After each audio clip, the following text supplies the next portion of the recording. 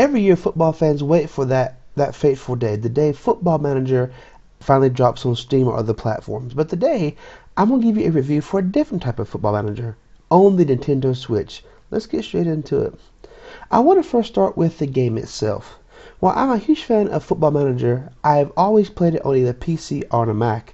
I've never got to play it on my TV, and I've never been able to take it on the go.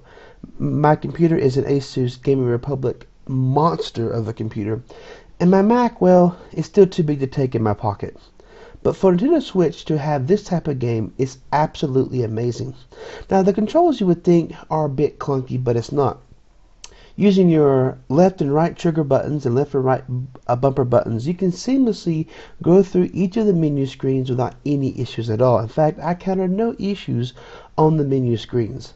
The one thing I can say is this: there is a lack of detail for teaching you how to use the game, unless you just go and search it for on a YouTube video, or actually go and try to find it in preferences. On PC or Mac, you can easily hit a certain button and it tells you how to use the game. Something I wish that they would have put inside the game to teach you. Maybe some people don't know how maybe to do transfers, how to do tactics, or definitely work the menus, but other than that, it works seamlessly well. And I have to say, I'm pretty impressed with the way the Nintendo Switch has handled the touch, as my iPad always seems to run into an issue when I'm running FM18 Touch on the iPad. Graphics, what can I say? Either play with dots or on the 3D engine. Nothing really to say about the graphics. I've enjoyed the game.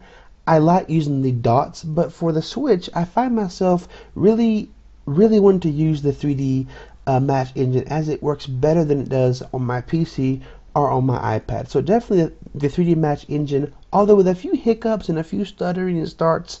Sometimes the player will be running and it will freeze and then it will catch back up, and sometimes it can result into a goal for the opposite team or a miss in a crucial moment for your team. I had a Aubameyang in front of goal. He missed because there was a slight glitch. But to me, it does work better on the Switch than it does on my PC or my iPad. And what about the transfer system and the tactics? As you know, FM 2018 Touch is streamlined to give you more of what we want: tactics and transfers. And the game delivers on that. Instead of having to go through lots of media and interviews, you get straight to what makes FM such a great game. You're the manager, do your tactics, and buy your players. The transfer screen is a bit difficult to navigate. It wasn't for me, but I've heard some people saying that they wish the game would implement a better transfer screen than it is, because when you first get into it, it's kind of hard to make a offer for a player, because you really have to search and find out where it is, unless you find a YouTube video, which you can see in the link down below to see how to use the transfer system. Tactics is seamless except for one thing. You can only have one tactic at a time loaded up.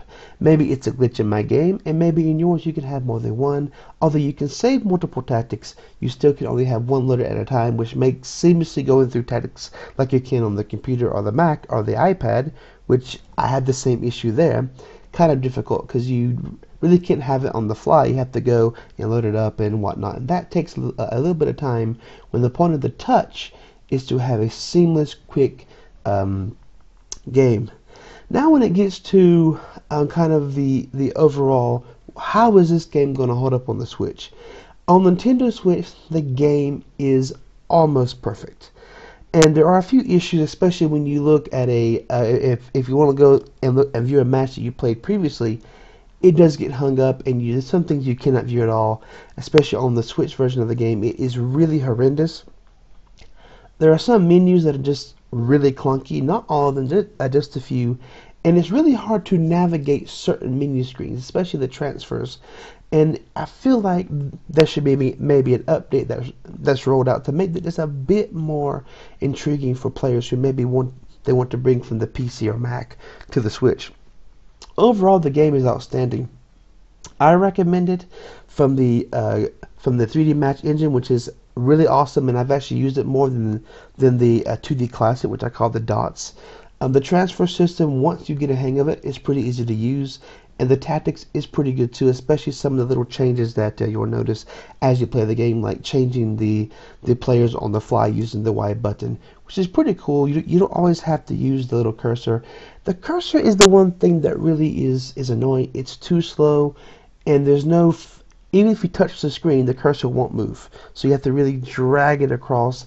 The touch controls don't always work as well as I would like. In fact, you really have to press the screen to get the touch controls to work. Other than that, the game is near perfect. It's Football Manager. It's going to have these issues. Now, if you've run into any of these issues, let me know in the comment section down below. Thank you for watching. This is my review for Football Manager Touch 2018 on the Nintendo Switch, a game that I've really enjoyed, and I'll be putting out more content on a daily basis, which is called Arsenal's New Era, and I hope you enjoyed those videos so far. Thanks for watching, whether it's Core Gamers Inc. or Nintendo Fan TV, and I'll be bringing more reviews for Switch as games come out. So if you found this review helpful, smash that like button, hit the subscribe button, and the notification bell for all my latest videos, and I'll see you guys next time in the Manager's Hot Seat. Later.